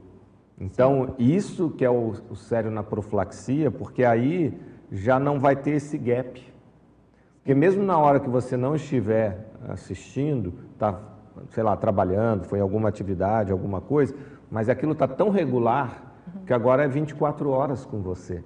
Aí é que está o grande ponto. E você tem um propósito cosmoético. Cosmoético, com certeza. Na vida. Então isso aí com certeza ajuda muito. Agora uma outra questão também, também lá de Nuremberg, Fatologia, página 2, 13ª linha. Explique a intensificação da gratidão nos momentos prazerosos.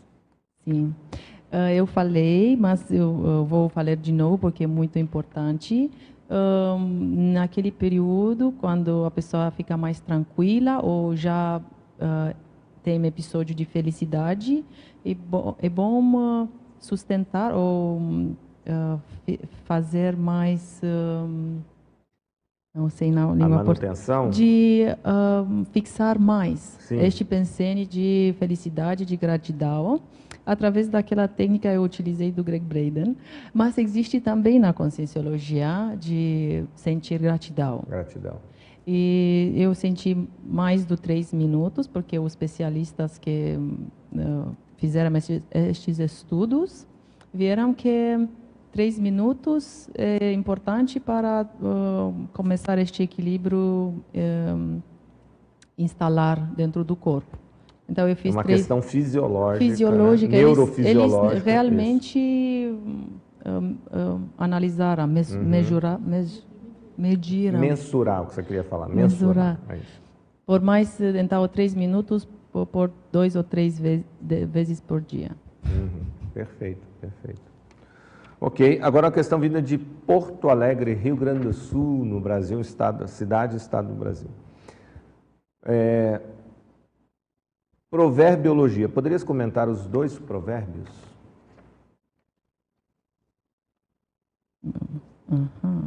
Se não agora, então quando? Se não eu, então quem? Foi muito poderoso quando eu encontrei isso. Naturalmente eu pensei assim, mas eu vi que existe também na internet, porque foi assim, se não agora, porque agora é um momento propício para fazer essa reciclagem. Porque é uma vida boa para mim, vamos dizer assim, me encontrei a Conscienciologia, a espiritualidade no passado me ajudou muito também. Então, se não agora, então quando eu não quero ter isso para tomar isso para a próxima vida, né? Perfeito. E se não eu, então quem? Porque às vezes nós esperamos alguém de nos salvar, de nos encontrar a solução, nós ficamos lá na vitimização. Então, não, eu estou a pessoa que vai trazer, vai me levantar. Né? Você é protagonista. A protagonista, né, disso. Sim, porque eu esperava no passado. E é interessante que isso não elimina aquilo que você falou de pedir ajuda. Né? Mas você pode ter a atitude, a iniciativa de ir pedir ajuda. Então tem uma ação sua, não é? Mas você também está aberta a receber ajuda. Né? Você não vai ficar esperando parada que alguém venha ajudar. Você vai lá, pede ajuda, grita, chama, liga, né? Mas pede. Né? Sim, não ficar calada, fechado. Perfeito. Vamos então? Parabéns. Alô? Agora sim? Agora sim. Parabéns, Irina. Muito feliz você estar aqui, você estar apresentando sobre esse assunto. E eu queria que você falasse um pouquinho na fatologia, a quinta linha de baixo para cima. Tem aí, você até falou um pouquinho, a importância de ter propósito cosmoético. E depois tem aí a capacidade de fortalecer a tua imunidade emocional. Se você puder falar dessas duas coisas, como te ajudaram. Então, eu não encontro aqui. Onde a importância de ter... É na sexta linha. 1, 2, 3. Ok. Peraí, 1, 2, e 3, o primeiro? Sexta. De ter propósito cosmoético. Esse aí. De baixo para cima na patologia, na sexta linha. Ok, sim. Eu vi isso porque, às vezes, eu me sentia perdida um pouco no passado. Então, eu vi que se eu ter um propósito cosmoético, já eu vou me proporcionar mais de trabalhar com meus trafores e trafais, tudo, para alcançar aquele. Porque eu tenho muitos trafores, eu quero utilizá-los, mas como um propósito bom, né? Um futuro bom, e não tem aquele desperdício. Né? E sim, se eu tenho um propósito qualquer, não vai me impulsionar, mas cosmoético, de ajudar, de melhorar. Por exemplo, podemos colocar o fato da escrita deste verbete. Como que foi assim nesse sentido quando você estava escrevendo, que você tinha um foco, né, um mega foco de escrever esse verbete? Como foi esse processo dos bastidores da assistência nesse sentido? Eu falei no começo que eu realmente não queria escrever e falar sobre isso. Mas quando eu percebi que eu tenho mais de 60 páginas com discussões com pessoas que eu aprecio muito, que me ajudaram muito, eu olhava para aqueles papéis e eu pensei assim, este é um tesouro, então eu vou escrever. Foi difícil. Ainda é, porque eu falo sobre a minha vida, eu me expor aqui sobre a coisa que é muito íntima.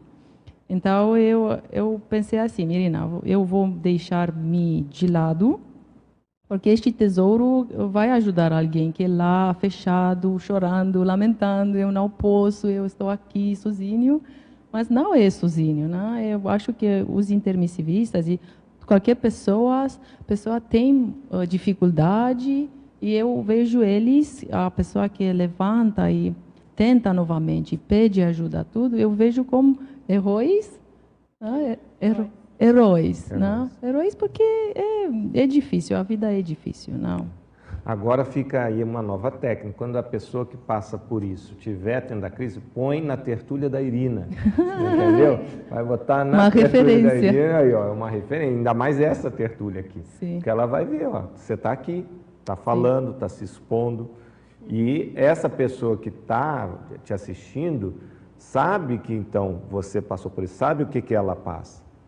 Não é? Então, você é o maior exemplo da pessoa que passou, está superando, não, como você colocou no início, não superou, mas isso não impediu de estar aqui, de estar fazendo e estar indo em frente. Isso é muito sério. E seguir em frente com a vida. Né? A vida tem partes positivas, boas.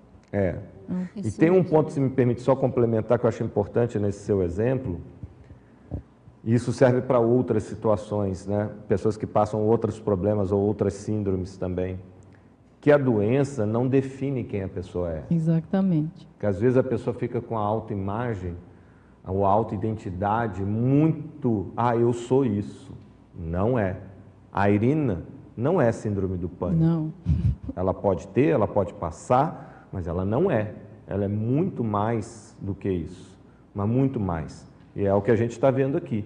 Então, a pessoa que está num momento desse, seja uma depressão, seja outra coisa, ela tem que ter consciência disso. Por mais difícil que seja, porque também tem distorções da autoimagem. Você não é isso. Você pode estar nisso, mas não é isso. Isso mesmo.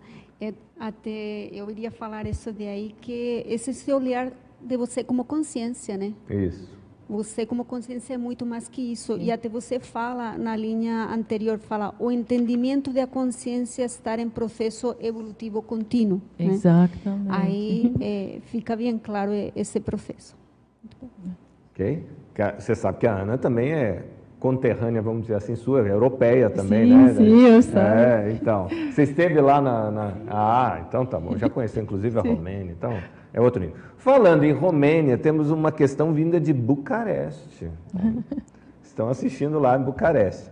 Então vamos lá. Esse aqui tem nome romano também. Não, é meu marido. Esse é isso aí. Então, pergunta extremamente qualificada, hein? Qual é o seu conselho pessoal para uma pessoa que está começando a sentir ansiedade e ataques de pânico? Aí vem uma segunda pergunta. O que você faria de diferente no início e que você aconselharia a não fazer? Oh, my God. Difícil. Depois você conversa com ele. Que isso? O primeiro, qual foi o primeiro? Vamos lá, primeira pergunta. Sim. Qual o seu conselho pessoal para uma pessoa que está começando a sentir ansiedade e ataques de pânico? Pessoa que isso está começando para ela agora. E não sabe o que é igual acontece. Quando você começou aos 18, que foi a pergunta dela, certo? Sim. Então, uma pessoa que não tinha e agora está começando a ter isso. É isso que ele está perguntando. Qual é o seu conselho? O meu conselho é de buscar ajuda profissional, mas com este foco de encontrar alguém com afinidade é muito importante, porque o oposto é de fechar ainda mais. Então, é bom ter uma pessoa que pensa como você para te ajudar a entender o que acontece com você, porque é um longo sofrimento ficar nessa situação. Quando eu encontrei com minha psicóloga, eu pensava que ela vai pensar, ela é louca. Eu tive também medo de me abrir, mas foi aquele período, eu falei, muito difícil, eu falei para ela tudo. E ela falou assim, Irina, que isso? É normal, eu vejo pessoas como você diariamente. Eu fico triste, ela dizia assim, claro, que você ficou tanto em sofrimento e não busquei ajuda mais rápido, né? De ter técnicas, porque não tinha técnicas. Ela me deu técnicas de mudar o foco e me ajudou a sair daquele processo, e ainda eu utilizo aquelas técnicas para diminuir os efeitos, tudo, me ajudou muitíssimo. Isso é muito bom você falar, né? Porque muita gente que passa por isso agora, às vezes não procura e fica prolongando esse sofrimento quando já poderia resolver. Exato. Né? Eu perdi, foi uma experiência, mas eu, mais de 15 anos, né? É um bom tempo. E tem uma outra coisa que eu acho que é bom a gente ressaltar, que você tem batido nessa tecla aí, nessa resposta, você já falou em outros momentos. Encontrar alguém, profissionais que você tem afinidade. Então, por que isso é importante? Eu vejo, né? Porque às vezes a pessoa pode ir num profissional e por um motivo ou por outro, por algum motivo a coisa não funcionou entre eles. Não houve uma afinidade. Vamos dizer, no termo popular no Brasil a gente fala, não houve química, né? Não teve uma química. Mas isso é mais quando é relacionamento afetivo. Mas não houve um entrosamento. E aí a pessoa pode achar, eu já fui num profissional, num psicólogo, num psiquiatra, não adianta. Mas não é, às vezes foi que não funcionou com aquele profissional. Não, às vezes não é nem que o profissional seja ruim, mas por um motivo ou por outra coisa não funcionou. Então a pessoa tem isso em mente, porque você falou isso várias vezes, e é importante o que você está falando, e a gente ressaltar. Não deu certo com aquele profissional, vai em outro. Vai num terceiro, até chegar nesse que tem afinidade. Principalmente são dois aí profissionais, né? Tanto a psicologia quanto da psiquiatria. Mas a pessoa tem em mente isso, que pode ser que não dê certo num primeiro, vai Mas também não vai desistir por qualquer coisa, né? Tenta, vai ajustando até chegar no que a pessoa se sente acolhida, se sente à vontade. Vamos à segunda pergunta, então, do excelentíssimo marido aqui. Um abraço. Ele entende português? Não. Não, então... Ele utiliza o Google Tradutor. Ah, o Google Tradutor, mas aqui com a voz é... Então, em romeno, manda um abraço para ele, tá? O que você faria de diferente no início e o que você aconselharia a não fazer? Ou seja, recomendações e evitações. Ah, entendi. Eu não... no passado, eu tive ideias, mas pensando, porque eu passei por isso, eu não quero mais, enfim. Mas agora, estando aqui, eu não quero mudar nada. Não quero mudar nada. Tudo foi como um passo a passo para entender. Acho que foi também, não sei, teimosia. A fim de evoluir. E eu não precisava não de sofrer, vamos dizer assim, mas foi como um sentido de chegar aqui. Então, eu não quero mudar nada, mas o que eu... Ele falou, o que você faria diferente? Você fez alguma coisa que hoje você não faria? Sim, né? Pedir ajuda. Então, isso que eu ia falar, porque você falou isso várias vezes, que você levou muito tempo, né? Muito. Poderia ter sido mais cedo isso. Sim, eu tive, quando começou, tive por muitos anos, quase diariamente. Foi um sofrimento muito longo e constante. Constante. Né? Constante. Isso é um ponto também importante. Vamos lá, então, Rosiane?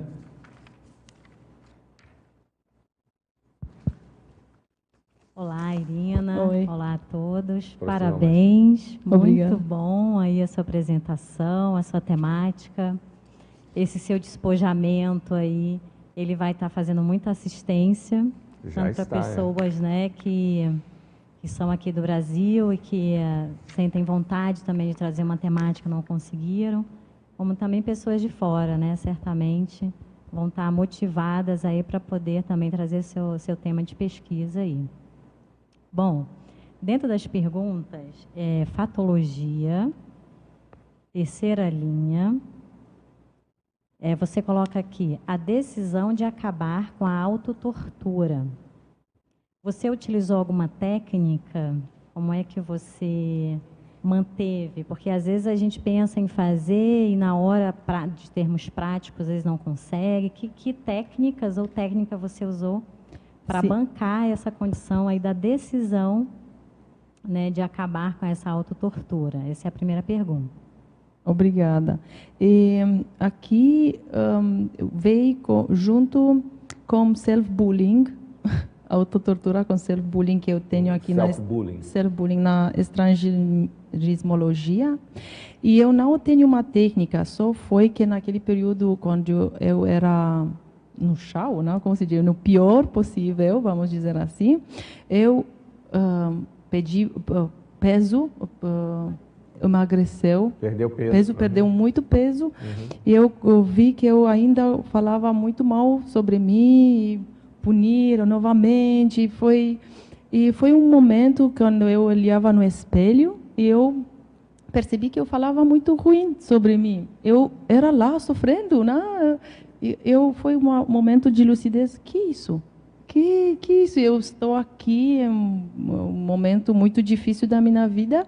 Eu quero punhar e me torturar ainda mais. Por quê? Porque eu tenho ainda, eu não o superei. Então, foi um momento de começar a cuidar de mim. E eu não fazia nada depois, quando isso acontecia. Mas agora eu faço um duche, eu fico mais tranquila, eu paro outras coisas que eu tenho que fazer. Não, agora é meu momento. Vamos olhar um filme, Irina. Eu começo comigo mesmo, né? Ficar como amiga de mim mesma, né? Porque o que acontece quando este desejo de nos torturar vai chegar os torturadores? Vai chegar, porque se eu tenho desejo, eu me sinto culpada por algo, eles vão chegar. Você precisa de tortura, nós somos aqui. Só precisa falar. Te ajudar. Você só precisa falar. Não. Agora, então, tem uma coisa interessante que você está falando, Irina, que, de novo, né, a gente vê muito como isso num processo religioso, né? Sim. Que que a base é essa, a pessoa se sentir culpada. Exatamente. Então chega num ponto que... Tanto que você falava assim, não, mas porque eu, né, já, tipo, eu fiz alguma coisa errada, né? Já era uma pergunta com uma resposta já enviesada de que você tinha, vamos dizer assim, era uma punição de algum erro ou pecado que você tinha cometido e tal, né? Então isso daí é muito sério, porque é uma lavagem cerebral, uma paralavagem cerebral. Aquilo ficou, né? Como hipótese aí, que vai, e você agora está... E você falou mais cedo na tertúlia de você ser a sua autoamparadora, que eu acho que responde... Porque você usou essa técnica, você comentou mais cedo. E pensar também como uma amiga, realmente, Giovana, vai me tratar naquele momento. Né? Ela não vai gritar, culpar. E legal que você coloca também na última linha da parafatologia a responsabilidade pelo conhecimento já adquirido. Parabéns. Sim. Eu coloquei o último aqui porque eu acho que é extremamente importante. Nós, até essa tertúlia, a pessoa vai olhar, vai ouvir, interessante, ou ler isso, mas depois pega na gaveta, né? Não, então nós temos uma responsabilidade porque não vem por acaso, vem porque a pessoa é preparada para fazer a mudança. E o conhecimento já é aqui, os especialistas são no clique, distância, né? Nessa era da tecnologia, então tudo é próximo de nós para aquela pessoa fazer a mudança. Não tem mais desculpas. E você falou um ponto importante. Hoje, devido até à tecnologia, a pessoa pode estar em qualquer parte do mundo. Se ela tem um acesso à internet, até a questão de terapia hoje, você tem terapia online. Sim. Então, em algum grau, ela não está desamparada. Não é assim, não tem condições nenhuma. Tem. É possível. Pode não ser ainda melhor, ideal, mas algum grau já tem. Então, algum nível de ajuda a pessoa tem. Né? Sim. Pode ouvir a tertúlia da Irina, por exemplo. Então, já resolve isso. Né? Muito bom. Temos mais alguma questão? Ok? Tudo certo? Bom, então, de qualquer forma, a gente está no nosso horário. Não, mas a gente começou 10 minutos. Podemos ainda, vou pedir para a gente esticar mais um pouquinho, pelo menos 5 minutos aqui, porque a gente começou um pouquinho atrasado em função dos problemas técnicos. Então, podemos abrir para pergunta. Vamos lá. Sim.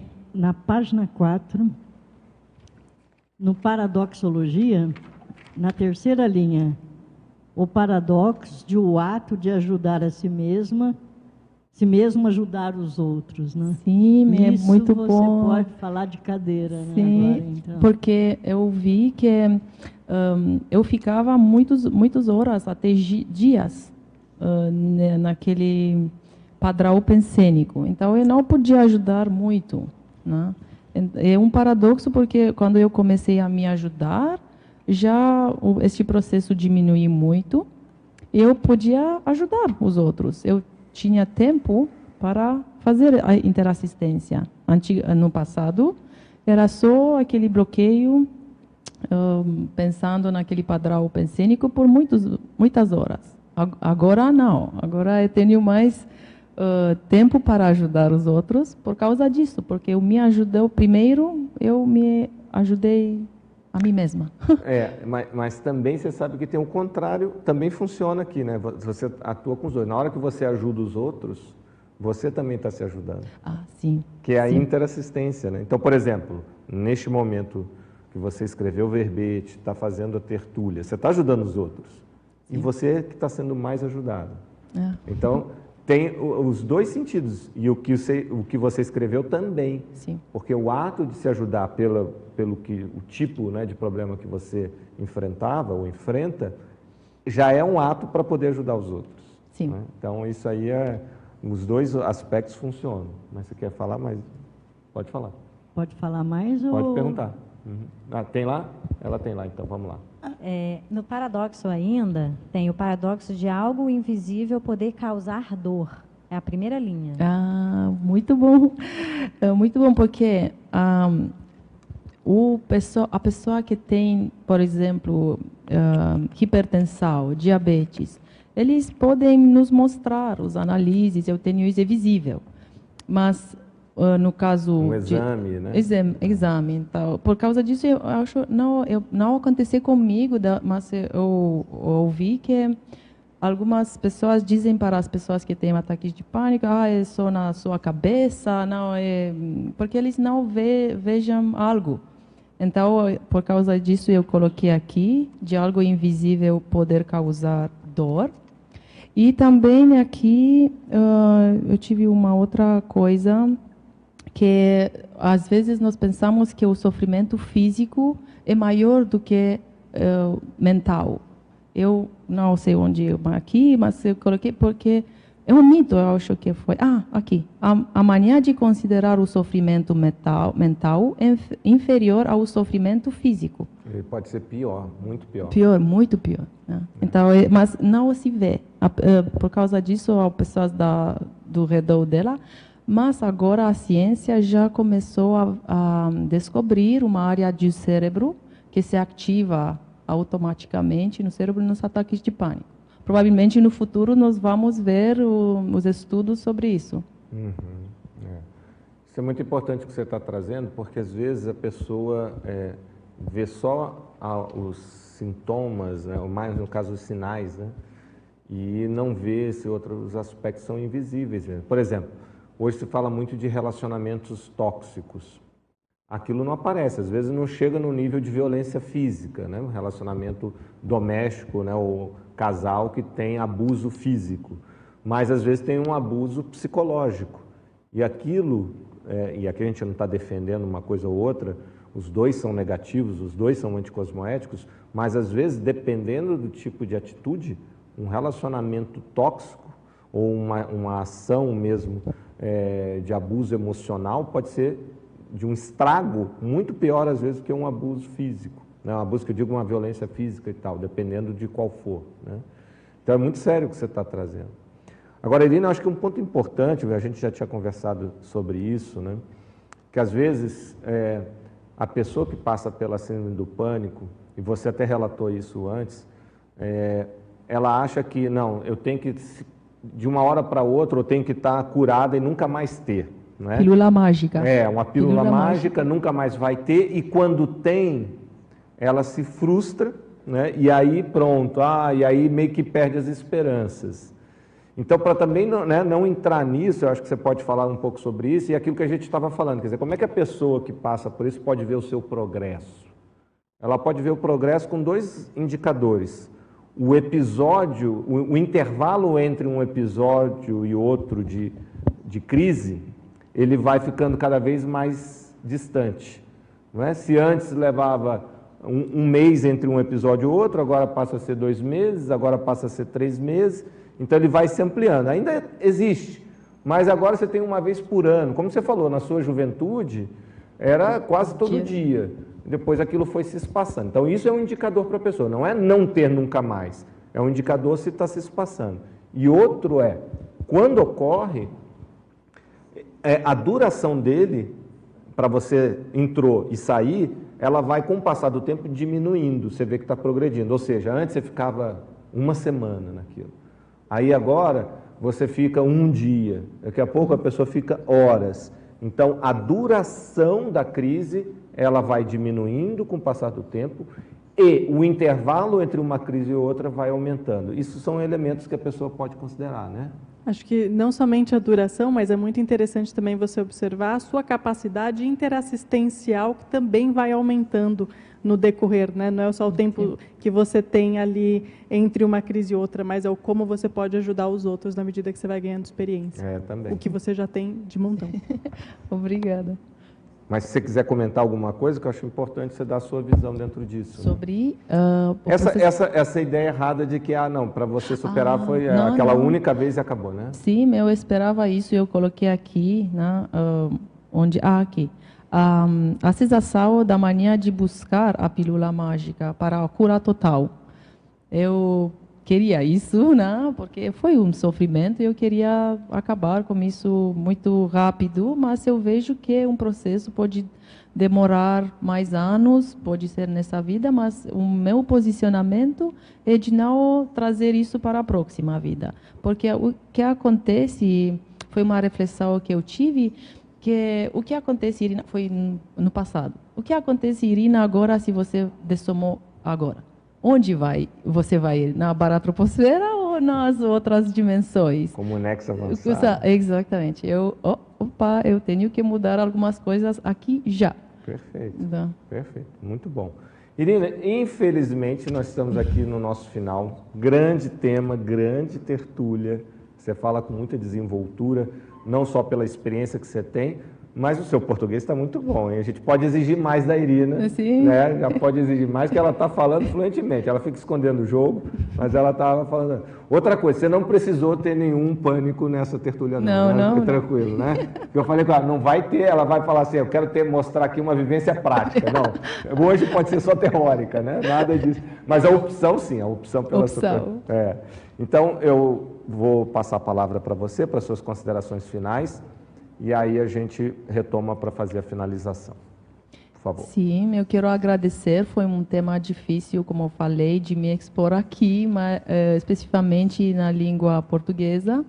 Mas eu tive hoje muito apoio. Eu quero agradecer a todos vocês. E vamos não esquecer sobre o princípio da descrença, porque nós aqui falamos sobre um transtorno mental. E é bom lembrar isso quando nós falamos sobre qualquer coisa, qualquer problema, de colocar o princípio na prática, né? Quero agradecer novamente. Muito bom.